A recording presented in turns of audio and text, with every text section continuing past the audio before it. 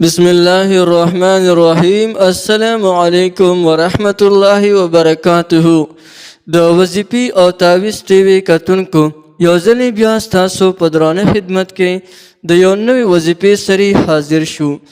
دا وظیفه خصوصا د هغې ورونو دپاره ده چې هغوی وایي چې زموږ خاندان حفاظت ته الله جل جلاله وکړي، یا زموږ د مال دولت یا زموږ د اهل او د عیال حفاظت ته الله جل جلاله وکړي. نو د هغې دپاره دا وظیفه مې خصوصا راوړې ده. د دې طریق استعمال څه دی؟ هغه یا رقیب وظیفه ده. نو که ته وایې چې زما په خاندان باندې د الله جل شانه د حیا پرده واچوي، نو یا رقیبو دا به چې کوم دی اووه ځلې ووایې او د خپل خاندان په خلکو باندې به دم کې.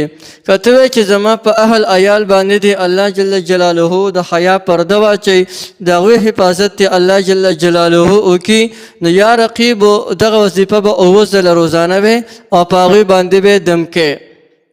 او یو کس وایي چې زما سره سامان دی یا را سره مال دی او د هغې مال حفاظت تی وشي، نو هغه د یا رقیبو روزانه اووه ځله وایي او هغه د پې باندې دم کوي.